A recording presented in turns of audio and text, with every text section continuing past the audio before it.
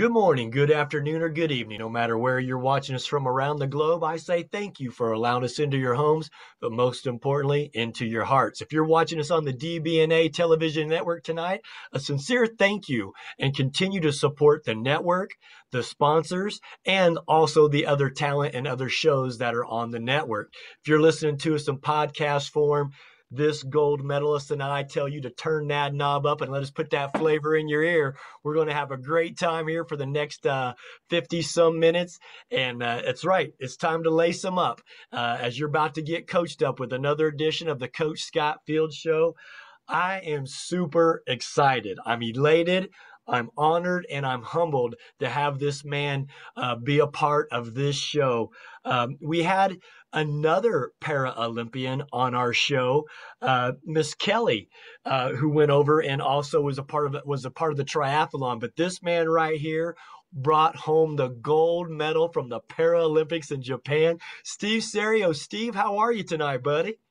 Coach, thank you so much for having me. I'm doing really well. Hope you and your listeners are doing well also. I'm so excited to be here and share my experiences. Man, we're blessed to have you.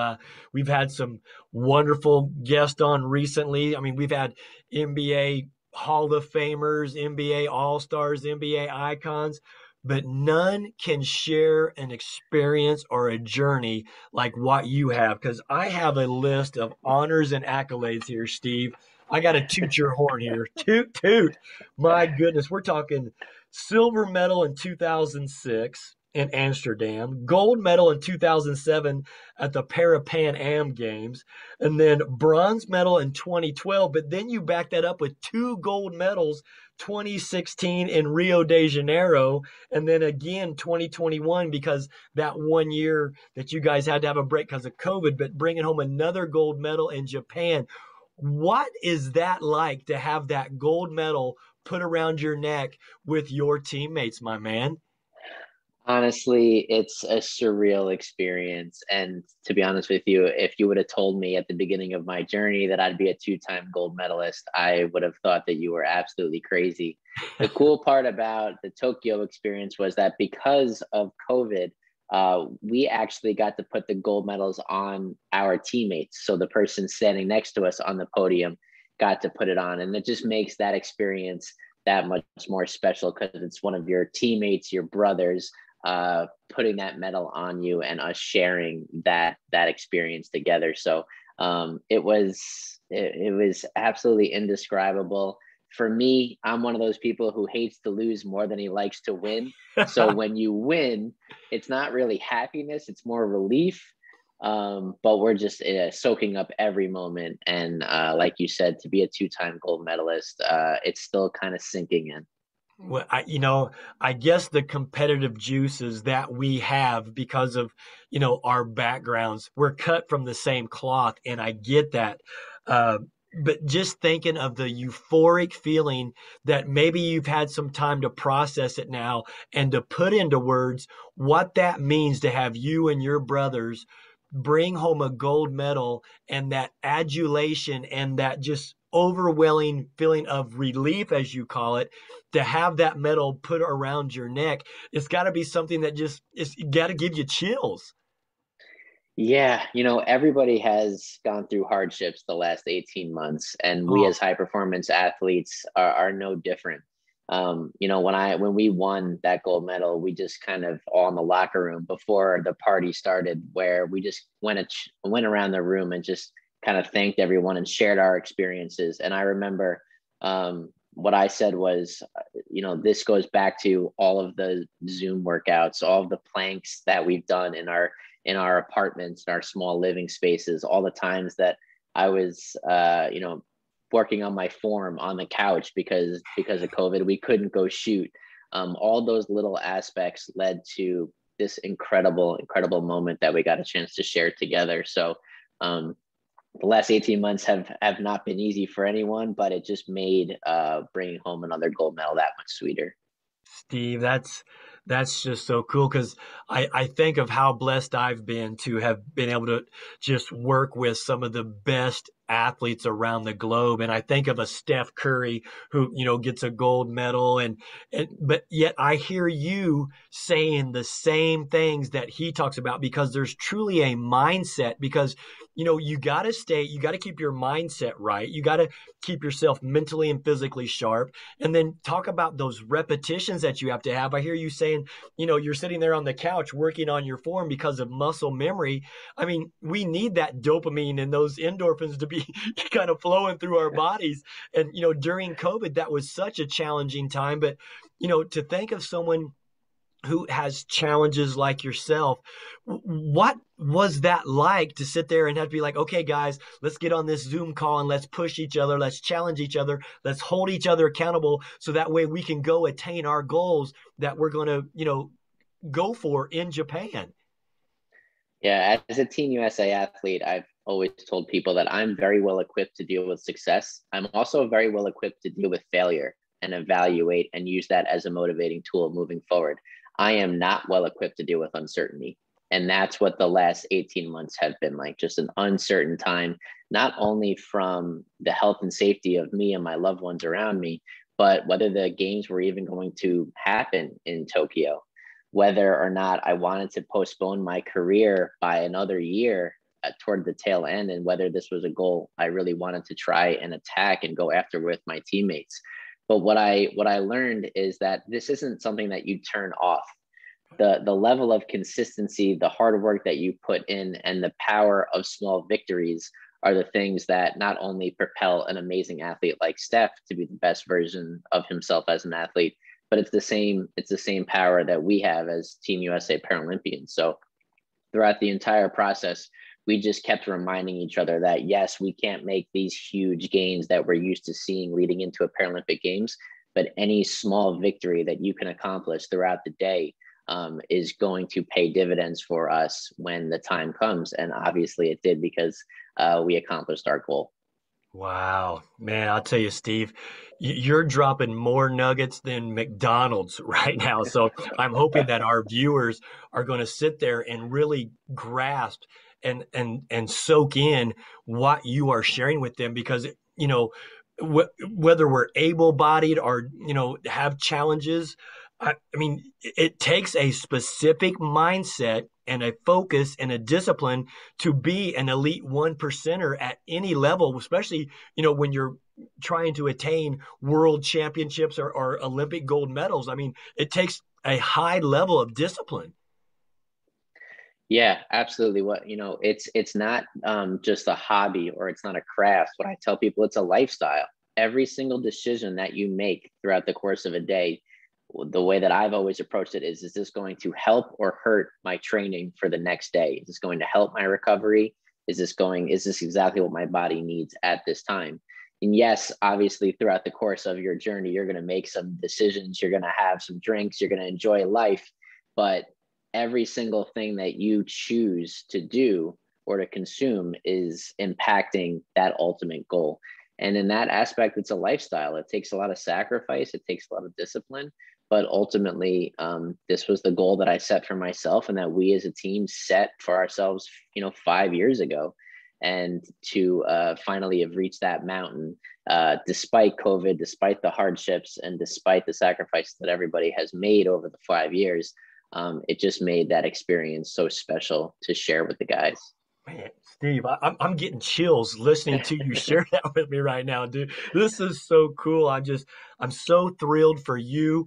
You and I, we've never met, face to face or in person, but just seeing your social media posts and how uplifting you are, I think of, all that discipline that you just talked about, because I know what it takes for elite athletes at the elite level. I mean, we're talking about diet, nutrition, mental focus and mental clarity. And again, those choices that you make on a daily basis. I mean, let's be honest, like you said, we're human. There's 24 hours in a day. And what we choose to do with that 24 hours will set us apart from our peers or our competition.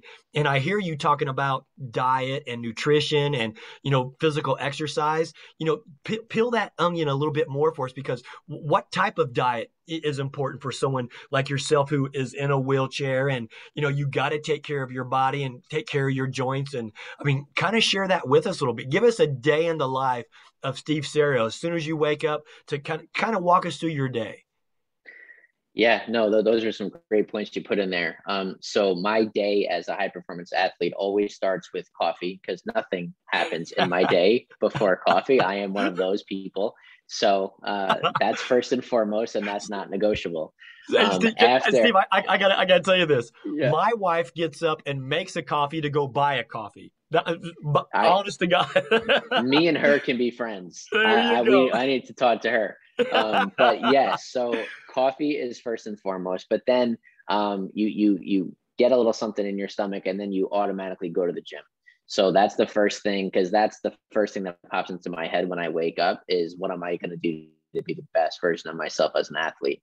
So you get to the gym, whether it's a strength and conditioning workout, whether it's an on-court plyometrics workout, or it's just a high intensity shooting workout. You have your goals that are set for that week and that day. And that's my time to accomplish those goals, to make sure that I put the work in as the first thing that I do. Then afterwards, I'll come back. I'll usually grab some food and have some breakfast and refuel.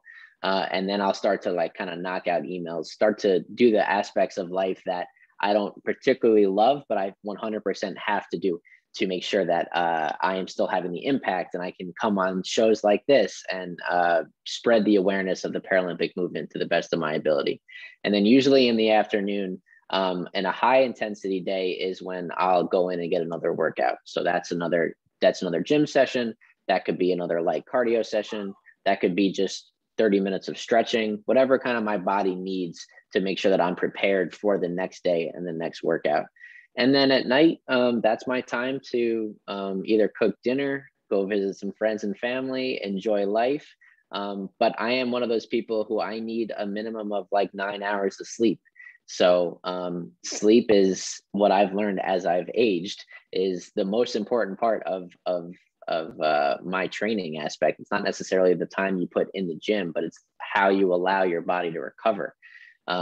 So no matter what's going on in my life, come about 9 or 10 o'clock, I am transitioning to that sleep mode, and I'm going to get my 8 or 9 hours that I absolutely need to prepare me for the next day. So that's kind of a rough and dirty view of my day. Well, I'm glad to hear you talk about rest and recovery, because, as you're putting your body through such a high regimen of high performance athleticism, whether it be plyometric, isometric, certain movements, cardio, as you mentioned, getting to the gym, a couple times a day, you have to allow your body some time to recover and heal. And if people don't get that rest and recovery, the body is not going to perform at a high level, whether it's mentally or physically. Yeah, you said it perfectly. As I've continued on my journey, I started being a Team USA athlete when I was 18 years old, and Wow. I was just a little Energizer bunny. I could work out for hours and hours and still play a game after that. I didn't need any sleep, and I could still be one of the fastest people out on the court. I'm Wow. 34 now. That's not how the way that life progresses. So honestly, what I've learned is that the recovery process is almost more, or it's at least equal, but it's more important than the work that I can put in the gym or in the weight room. That recovery, like you said, it's not just physical, it's mental recovery, to allow myself to be as sharp and clear headed into the next workout. It's something that I've had to kind of learn how to do, but it's definitely helped me progress in my journey and onto another gold medal. Yeah, the mind can say go, but if the body says no because you haven't had enough rest or enough time to allow to have that recovery, it doesn't matter how focused you are, how disciplined you are. You can be out there, but instead of performing at a 10, you might be only performing at a 6 or 7, and that's just not going to get it done when you're out there trying to compete for a gold medal. Yeah, no, there's no time for like a level 6 workout when you're chasing for a gold medal. You really have to figure out a way to get everything out of yourself for that workout. You know, the the great thing about being a Paralympian is also the worst thing. You have one chance every 4 years. It's not like you can look at, oh, well, next season I'll come back and do this. No, it's like every 4 years, and in our case, 5 years for this time. You're training every single day for a game that's 4 years away. Yeah. And it's a grind. It's not like you get that constant feedback each and every season about things that you have to change. So to be an Olympian or Paralympian, it definitely takes a mental grind on you, and not just you, your loved ones that are around you also. So it definitely makes bringing home a gold medal more rewarding. So yeah, I'm just happy that we got a chance to accomplish that goal again. Yeah, ladies and gentlemen, we're talking to Steve Serio, back-to-back gold medalist for Paralympics, just coming back from Japan with a gold medal. You can see he's repping that USA across his chest. I mean, there can be no better honor than to represent your country. What was it like for you? Because you mentioned being 18. What was it like for you when you received that first call that you're able to represent your country? Wow. I mean, there's no greater feeling as an athlete than to wear those three letters across your chest. I've learned that being a Team USA athlete, it just means that there's more people that you're representing than just yourself. And it also means that you're going to get everybody else's best shot. Everybody loves to take down Team USA. So you owe it to not only yourself, your loved ones, but to be as prepared as humanly possible, because especially in the basketball world, we have extremely high expectations. So it's definitely puts a little added pressure on yourself. But like I said, there's no greater feeling than putting on that jersey that has those three letters, and to wear those colors that so many incredible athletes have worn before you, and so many incredible athletes will wear after I'm gone. So it's just to be a part of that Team USA family. It's just the best feeling in the world. Wow, I love hearing that, Steve. And you do it with such class and such integrity and such dignity. And I can see that from afar. And that's why I'm like, this show is all about service, and it's all about empowerment. And I'm like, I know Steve has got to have a journey that he can share, because this is so empowering. And I implore the viewers and listeners of the show to share this content, because my man, you're doing it, and you're doing it the right way. So God bless you on that. Thank you, Coach. That those words mean a lot. As my career on the court maybe comes to an end, I haven't made an official decision, but being my fourth Paralympic Games, the impact that I can have off the court is more important than the impact that I can have on it. And to be able to come on shows like this to share my journey, my experiences, and to share the impact the Paralympic movement has had on me personally, those are the things that get me out of bed in the morning today. So again, thank you for allowing me to share that. I mean, you think about, 4 Olympics. I mean, that's 16 years of discipline and high level focus. And I mean, it's got to be draining. And I love hearing you share with the listeners and viewers the things that you're sharing, because it's a whole nother level. And to hear you say what you're doing off the court, I think of the impact and the influence that you have on a younger generation of Paralympians that are watching Steve Serio out there accomplishing something. And yet the inspiration that you have, because if you're able to go out there and do that at such an elite level, think of the younger kids that you're inspiring to say, you know what, they too, you're inspiring hope, and you're giving them inspiration. And I just such a powerful tool, my brand. Yeah, I mean, we didn't really get into my history, but wheelchair basketball has given me everything that I have in this world. When you live with a disability, your world is constantly reminds you of what you don't have. And it wasn't until I found wheelchair basketball at the age of about 14 or 15 years old where I first felt empowered to be the best version of myself. And I learned that by embracing my insecurities and not shying away from them, from my disability, I was able to shatter any and all expectations or limitations anyone would ever try to place upon me. I am who I am today because of the power of adaptive sports and wheelchair basketball.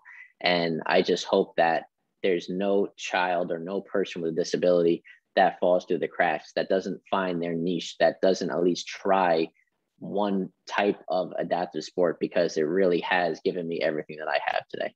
Wow, just that it's just phenomenal, and I love to hear you say that. The last 7 years, I actually, I live in the state of Utah, and I work with people with disabilities, and we have the National Ability Center up in Park City that has amazing adaptive sports types of things and trainings that go on, and I see that stuff, and I'm aware of it, and I actually, spent many years helping individuals with mobility and accessibility to get into and out of their home environment. So whether it was VPLs, vertical platform lifts, or ramps to Sure. get in and out, or even lifts to get in and out of bed or the bathtub. So I see some of the challenges that individuals can have, but again, it's that mindset to say, hey, I accept what has happened to me, but yet I'm not going to let it rule me or dictate my life. You have made choices, and look at the things that you've overcome and have accomplished in your life. And it's just, again, I can't sing your praises enough to see the things that you do. And I just have such an admiration for that, because I'm going to tell you what, there's so many people with able bodies who don't challenge themselves because they cripple themselves mentally because they're feared, have fear of something, or they feel a failure. And it's such a shame, because here I see you in a wheelchair and yet doing these wonderful things. Because just a personal note, I was a Hall of Fame athlete in high school, and I took an oral polio vaccine that caused my immune system to go awry. And I was told at the Mayo Clinic at the age of 25, I would be in a wheelchair.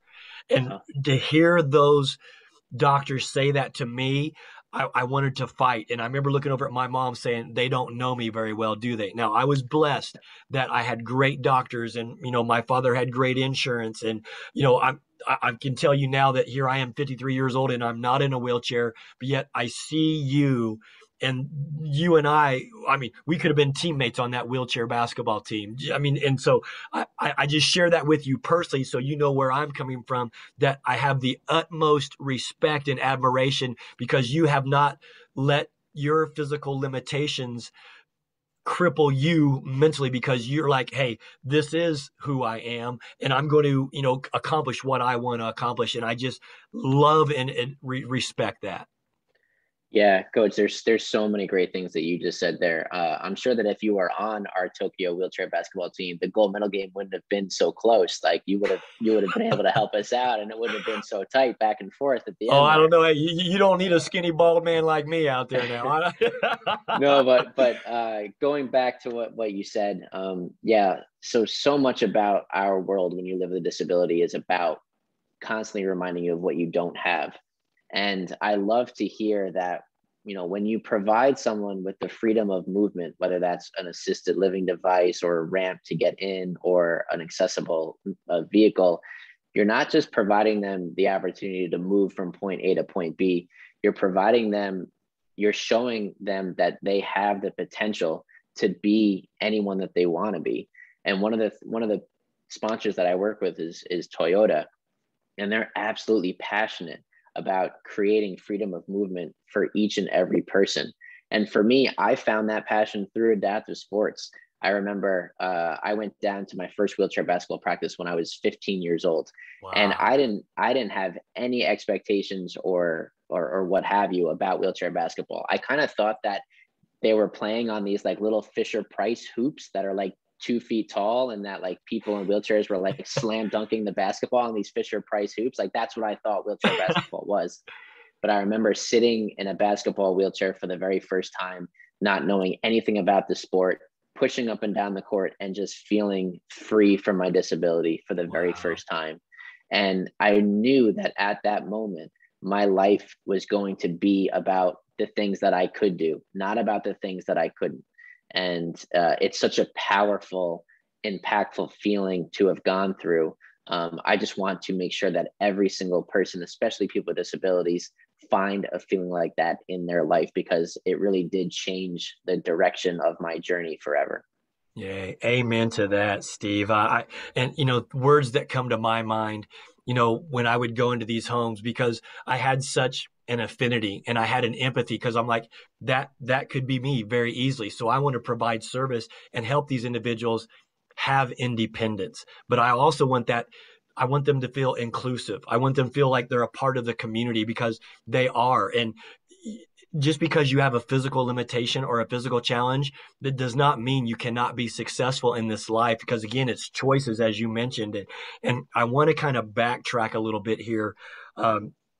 Talking about independence and inclusivity, I heard you say a little bit earlier, you were a little bit vulnerable, and, you were gaining confidence, with the things, and you had, what was it? You were kind of inferior. How did you get over that inferior, or how did you get over some of those hurdles that, even people with able bodies have? What did you do? I mean, was it just like, hey, I'm going to do this, I'm going to prove people wrong? Or what was it in Steve Serio's mindset that says, hey, I'm going to be something special? Yeah, no, it's a great question. And just to provide a little bit of background for your audience, I was born with a benign spinal tumor that went undiagnosed for the first 11 months of my life. And during that time, the tumor became infected and inflamed and crushed my spinal cord, resulting in the incomplete paralysis of my lower extremity. So living with a disability, it's all I know. It's all I remember. Despite it, my parents were determined to give me a quote unquote normal childhood. I went to a public school system. I had able-bodied friends. I played able-bodied sports to the best of my abilities. Basically, my life was about fitting into a world that was not built for me. And Oh, as my friends started to progress in their athletics, the school board basically told me I wasn't able to play with them for my school team for liability and safety reasons. And to be honest, that was the first time in my life I've ever felt disabled. Here are these people that don't know anything about my abilities or don't know anything about my relationship to sports are basically telling me that I can't play with my friends anymore. And, but like a good soldier, I wanted just to be on the team. I became the inspirational figure that would give pregame football talks, that would be able to call out defenses on the side of the basketball game or keep track times for my local track team. The fact was, I wasn't born to sit on the sidelines. And it wasn't until I found wheelchair basketball that I found the courage through a physical therapist to go down and try something that I was not familiar with, where I learned how to take those insecurities that I had growing up about being different and use them to my ability. Instead of shying away from my disability and pretending I was able-bodied, no, let's embrace the idea that I have to do things differently. And by embracing that, I found a sport that has empowered me to be the person and the athlete I am today. The way that I describe it is, we still shoot threes the same as able-bodied athletes. Yeah, maybe I'm a couple of percentage points below Steph, but I can hang. But I'm pretty sure that I can hang with him, especially on a good day. So just the fact that we had to do things a little bit differently, it still means that we are basketball players. And by spreading the awareness on shows like yours, I want people to know that don't ever feel sorry for us. Don't ever look at us by our limitations. Empower us and push us to be the best versions of ourselves. And if your audience takes away one thing from this conversation, I would say that please look at adaptive sports athletes as athletes first. I don't want to be known as a wheelchair basketball player. I just want to be known as a hooper, just like the same guys who are playing in the NBA, that's right. same guys who are playing in AAU. We put in the same work, we put in the same time and make the same sacrifices. And I'm pretty sure that I can outshoot a number of NBA players right now.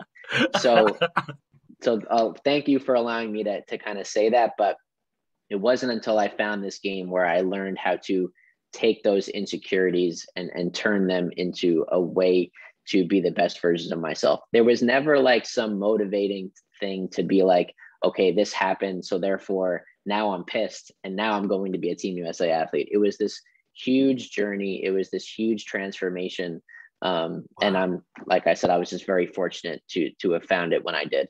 Wow, that's powerful things that you just shared there, because I have no doubt that you can shoot a higher percentage than some able-bodied professional athletes, because you have the heart, you have the desire, you have the focus, and those are the things that sets competitors apart. And if you can continue to have that focus and that discipline, no matter, able body or unable body, man, again, it's a choice and it's a mindset. And man, again, I know I keep saying the same things, but you mentioned something that was powerful that resonated with me. I think of the ADA, the American Disabilities Act, and you said growing up in a world that wasn't made for you. I want to challenge our viewers to get in their vehicle and drive down the road and then see how much adaptiveness there is for an individual who's in a wheelchair. There's usually not. I see sidewalks that are terrible that someone in a wheelchair can't get. Sometimes they can't get to the buttons to tell the signal to change at a light. I look at sometimes where people just put their trash cans or recycle, stuff right along the street, where now someone who is not able-bodied in a wheelchair can't get around. Look at the adaptive equipment that can go on into vans or trucks, whether it's a swivel chair or not. I have that insight because I look at it through a different lens, because I'm like, why can't we have the same things that able-bodied people have? But yet, like you said, this world was not built for those individuals. And we need people like us to build that awareness, to make the changes, not just to get in and out of a doctor's office, but to get simply down the street or get to the grocery store or, to get to a park. I mean, those are challenges because, again, people who have able bodies, they don't think of ADA and individuals who are in a wheelchair and need to get from point A to point B. So I'm glad you said that, and it hit a nerve with me, as you can tell, that we need to make those changes, because people in state legislation who provides funding for individuals so we can serve individuals who have challenges and limitations. I don't know who they're listening to. We need more voices, and we need more people to be self-advocating and build awareness so that we can make it so much better for everybody, so we can have that inclusivity. And I didn't mean to go off on a tangent there, but I'm so glad you said it wasn't made for individuals with challenges. Yeah, I mean, you said the key word in your response there, which was inclusivity.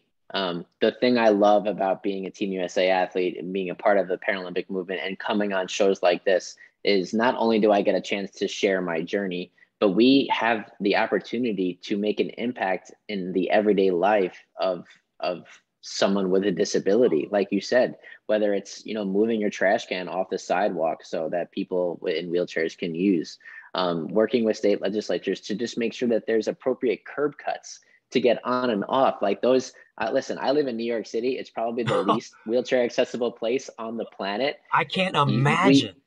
We learn to kind of deal with these things and deal with these everyday challenges, but we also need to continue to work to make our community more inclusive for each and every person involved.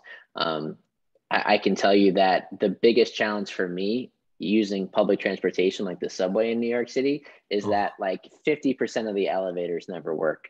So when I get underground and I get to my station and then the elevator is broken, it's so deflating as someone who just can't get to where he wants to go.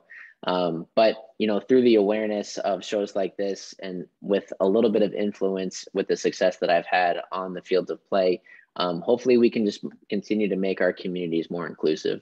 Oh, you're preaching to the choir now, brother. Amen. I love to hear you passionately speak about this, because we have to make it a purpose to help have inclusivity for everybody, whether, it's mental or physical, challenges that may be. Because I just see that there's a world out there that, people complain, and I'm like, oh my goodness, you're able-bodied and you're able to just go out the door and get to where you want to go. Put yourself in their shoes and have that lens or have that perspective just for 30 minutes, and you're going to see the frustrations that can be out there. So I can't imagine what you were feeling trying to get into a subway and get into a car and get to other places. Steve, it's amazing. For that alone, you deserve a gold medal.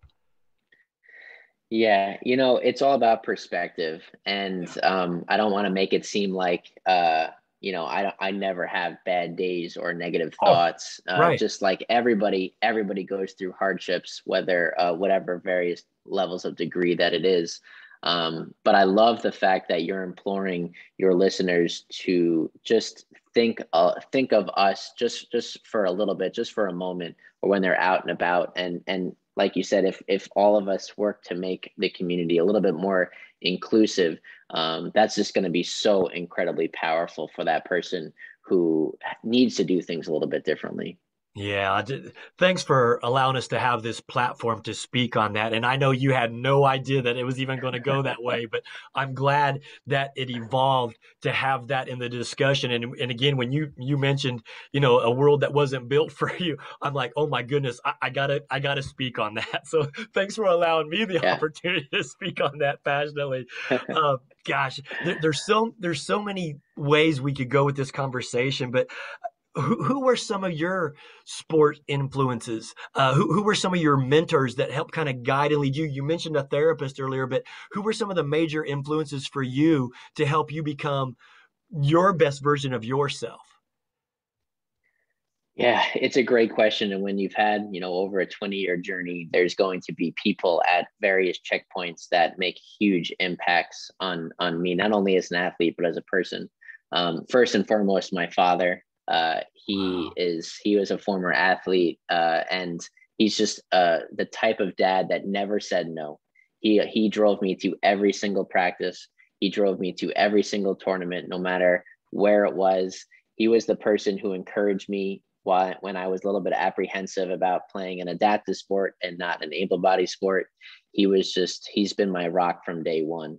Wow. God So bless you, Pops. he's the first one that comes to mind.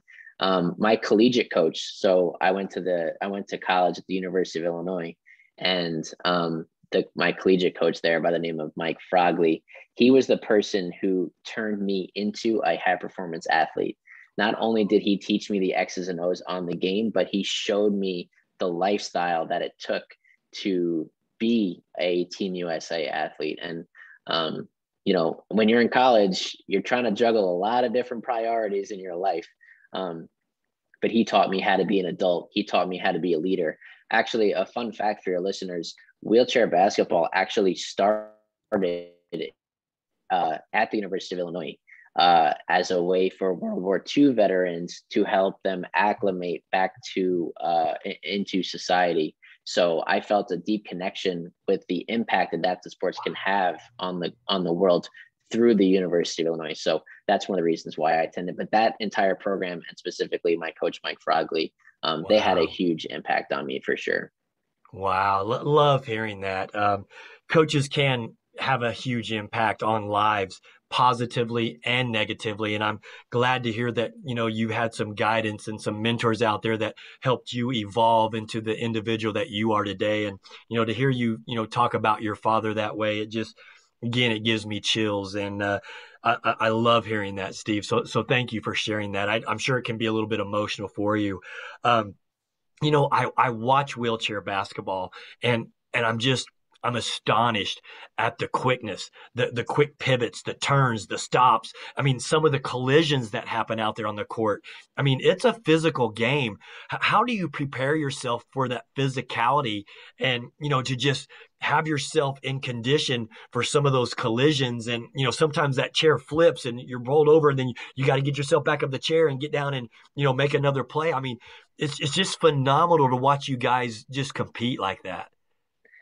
Yeah, honestly, the speed and physicality are the two things that people comment on the most because, especially in person, we're playing a high performance, high level sport. So there's nothing like Amen. experiencing something like that in person. And for your listeners, I really encourage you guys to, if there's a program close by, to hop in a wheelchair to really just kind of live for a moment through our shoes and experience what it's like to play basketball in a wheelchair. But getting back to your question, how do you deal with that, the speed and physicality? Obviously, the training that you do when no one's watching prepares you for a moment like we had in the gold medal game, but it's also a mindset. I've always told people that people with disabilities are already programmed to be great athletes because we are absolutely resilient and we know what it's like to Amen. have things taken from us, and we know what it's like to power through, to not get caught up on those negative experiences, and to move forward as the best versions of yourself. So I absolutely would be an athlete if I was an able body, but I am a better athlete because I'm an adaptive athlete for sure. Wow. Thank you, Steve. That's just wonderful. I mean, here you are in your 30s now, and let's say we share this content with a Steve Serio who's only 18 years old. What does a 30-year-old have to say to an 18-year-old Steve Serio?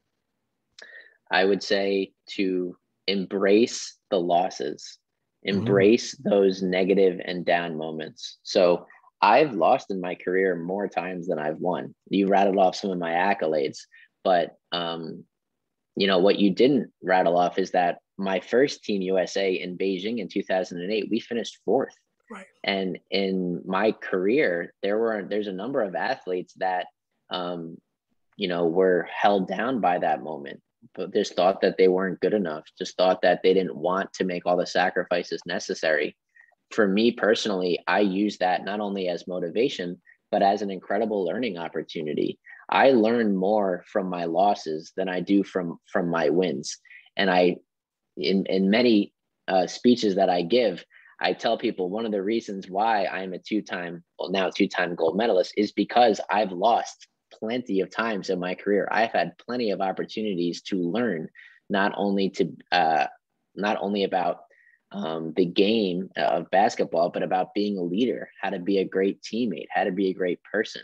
You learn all these life lessons through sport, and it's not only given me everything that I have, but who I am as a person are because of the hardships, the hard times, the negative experiences, and those losses. So I always tell young athletes, never shy away from the losses. Use them, seek them out, and learn from them, because that's the only way that you're going to grow as not only as an athlete but as a person. Amen. I mean, I hear you with resilience. I hear you with resolve, but yet I also heard reflection. When you're able to reflect on your past and hold yourself accountable to say, okay, what did I learn from this situation? Losing builds character. Just don't be a cartoon, right? Absolutely. Oh my God, I love that so much. Well, you can use it. I don't mind.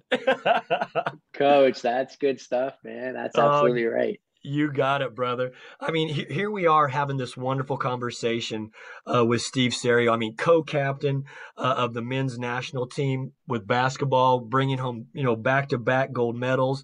I mean, you studied kinesiology. So, I mean, you get down to the movement and body movement. And so that has to be an asset for you because I mean, think about the dexterity in your hands to grab that chair and to be able to maneuver. And so I think of all the details because I believe people who are successful pay attention to the details. And the fact that you have a degree in kinesiology, that's got to give you an advantage because not only are you working hard, because of that degree in kinesiology, now you're able to work smart.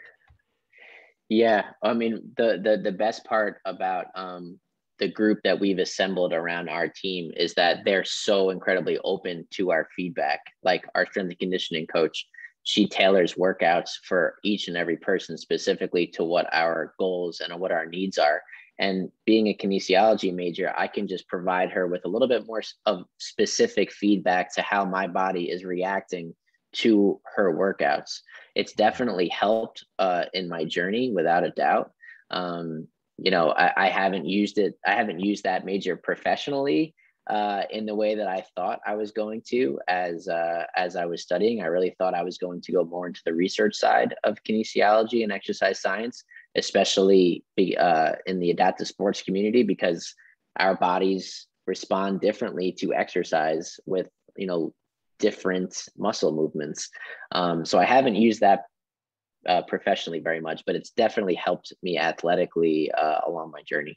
Well, my brother, God is not done with you yet. You've got a lot of lives to impact and a lot of influence out there. Let's talk about some of those teammates. I mean, I follow on social media, and because to me, it's just so inspirational, and I try to share it with individuals who I see have challenges. Matt Scott, carrying the American flag, What did that mean for you to see him wheeling out there, have the American flag, and be the carrier of the nation's, colors? I mean, wow.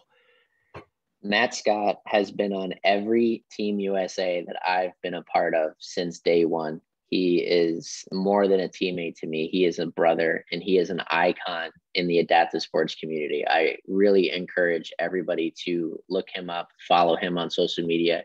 He promotes and lives this positive lifestyle unlike any other. And he's just an intoxicating person along with being an incredible athlete. But to see him have the honor of being the closing ceremony's flag bearer, as a team sport athlete at the Paralympic Games, we don't usually get those recognitions. We don't have the opportunity to win, 5 gold medals in the pool or 5 gold medals on the track and have these incredible resumes.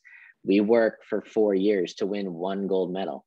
So we don't usually get the opportunities, but because of the impact that he's had on the community, everyone just absolutely adores him. And it's an incredible honor to be able to have a teammate to be a flag bearer and to kind of put an exclamation point on that experience in Tokyo. It was just an incredibly emotional and uplifting moment for me personally and for all of our teammates. Yeah, you say that very humbly, but I know steel sharpens steels, and he probably wouldn't be able to compete at a level like he does without someone like Steve Serio being right there with him, and you guys challenge each other. So I get how that works, and I love your humbleness. T Share some of the names of the athletes on your team, and let's give them a shout out because they deserve it for all their hard work for 5 years of discipline. So go ahead and shout out some of those teammates. Yeah, I mean, these are some of the guys that we've been on Team USA for over a decade now together. But it's the Brian Bells, it's the Mikey Pays, the Jake Williams, who's one of the best shooters in the world, the Trayvon Jennifers, just these guys who you go through these ups and downs with. I went to college with a lot of these guys, and now a bunch of them have kids, multiple kids, and wives, and to just see them progress in their life and become just more than just an athlete has just been so incredibly rewarding for me personally. Everybody, again, when you're training for something that's 4 years away, you're not the same person that you were 4 years ago. You might have the same goal, but priorities and life changes. So the fact that they're still willing to make the sacrifice to be a Team USA athlete, it's not lost on all of us because while maybe I'm sacrificing a few hours of sleep, they're sacrificing missing days and weeks with their kids and their loved ones. So it definitely bonds all of us, especially during COVID. So I just absolutely love those guys. They're my brothers. They're more than teammates. And I can't think of a better group of guys to have shared that moment in Tokyo with. Yeah, because it's a team sport, and you have to sometimes make sacrifices for the betterment of the team. To have that awesome outcome, and the fact that you Yeah. guys could do that collectively, shows a lot of sacrifice. Yeah, I am an NBA follower. Unfortunately, I'm a Knicks fan, so I haven't had much to kind of enjoy over the course of my fandom. But I am a big fan of Bill Simmons. And if anybody has never checked out his podcast or his book, basically the book talks about the secret of basketball. And basically, not to spoil the book, but the secret of basketball is that it's not about basketball. It's about relationships. It's about how you interact with your teammates day in and day out. I can tell you that in Rio, that the men's team in Rio, the team that we won a gold medal with, that was one of the best teams of all time. That was like our version of the dream team. In Tokyo, we absolutely did not have the most talented team there, but we did have the closest team there. And that's one of the things that carried us to that gold medal in Tokyo a few weeks ago. Yeah, so amazing. I mean, I'm sure you're still on a euphoric high, to have that accomplishment. And then you probably it's like, oh my goodness, now I'm not with my brothers because now we've all gone our separate ways and we're spread out across the nation. But yet I'm Yeah. sure you're staying in contact with each other. It's just like, man, this is just so fun. You just don't want to lose that feeling. Honestly, a bunch of the guys play professionally over in Europe, and I saw last weekend that their seasons all just started. And not only was it cool to follow them, in the back of my mind, I thought, how are you guys playing another game this close to Tokyo? Like, I can't even imagine stepping onto a basketball court right now. And they're playing their first season game in their league. So they're just the best guys. They're so resilient and so strong. Yeah, you've played professional for several years. I mean, you were in Germany, for a long time, and I Hmm. actually got to coach in Germany because I did 15 years of FIBA basketball coaching and was blessed to have won championships. I was in so I Okay. probably know some of your places where you've been there in Germany. Yeah, I played for a team called RSV Londil. They're a team based out of Wetzlar, which is a town about 40 minutes outside of Frankfurt. Yeah, I initially went there right after college. I was a 22, 23-year-old kid without a care in the world and just wanted to go live in Europe. And yeah. they were going to pay me to play basketball. So I thought that I was doing all right. And then over the course of my career, I've played there on and off for various seasons. But I've had a lot of success there, met a lot of great people, learned the language a little bit, which was really fun. And I'm just so grateful to have had those experiences because, again, it's important to challenge yourself, not only on the court, but off of it. And to go live in a foreign country when you have no familiarity with anything, it was a challenge. But I'm so happy I did it. No better way to evolve than to get out of your comfort zone and experience new cultures, new religions, new governments. I mean, new languages, new currency. Yeah, It's the absolutely. best, right? Yeah, yeah, absolutely. And I tell people that if you're under the age of 5 or over the age of 80, we can have a really good conversation in German. If you're anywhere in the middle, I know that you speak English. So we're just going to continue to speak English. But it was a wonderful, wonderful experience. And I was actually over there for on and off for 6 years. So Wow, I've met a lot of great people who will be in my life for forever. So it that's was a great awesome. experience. Yeah. Well, Steve, let's. I mean, we've got 3 or 4 minutes here. Let's shout out to some of the sponsors who kind of help assist with some of the awareness and some of the movements that are going. You mentioned Toyota earlier, but please Mhm. take the time to shout out some of those guys. Yeah, so like I said, working with Toyota, I've worked with a number of different sponsors over my career. Toyota is the first sponsor that has treated the Olympians and the Paralympians with absolute equality from day one. And to be Wow. looked at as an athlete first, they are unparalleled in the work that they're doing for the Paralympic movement. So thank you to them. I've worked with Nike, who is continuously working to adapt their equipment to be as inclusive as humanly possible. I don't know if anybody got a chance to check out Elena Deladon's shoe. Um, the progress that they've made in that shoe, not only making it a high performance shoe, but making it accessible for people who wear braces, like her sister, and maybe Right. use a wheelchair, is so awesome. And to be a part of the Nike family has been a wonderful experience. The last, I'll shout out just one nonprofit that I work with, which is the Challenge Athletes Foundation.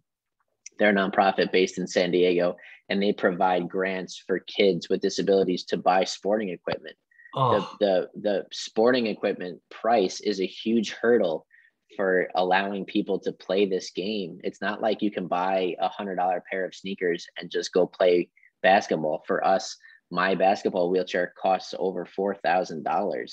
It's made specifically for me. So they're working to remove some of those financial hurdles that it takes to being an adaptive sport athlete. So obviously, thank you to all those sponsors. Thank you for allowing me to kind of shout them out. But there's still a lot of work to be done, and I'm excited to roll up my sleeves and continue to work. how can people find that foundation? Yeah, so if you just Google the Challenge Athletes Foundation, they're very active on social media. You can obviously donate at any time, but if you just kind of share the content that they put out, and that'll just help spread the awareness. That will be a huge, very powerful impact that you can have on the movement. Love it. And then just like yourself, I mean, what a story, what a journey. If people want to bring Steve in to be a guest speaker or a corporate speaker, a motivational speaker, where can people find Steve Serio? Yeah, so the best way to reach out to me is on Facebook or Instagram. My That's what handle I did. is, yeah, Steve Serio 11 on Instagram. I have to admit, I'm not on Twitter because not only do I not think that people care what I had to say just in small sound bites, but it's just a little too toxic for me. And I think I'm a little bit too old to have a TikTok account. So Facebook and Instagram are the best ways to get a hold of me. Can we share like an email, or is it just better to message you through Instagram?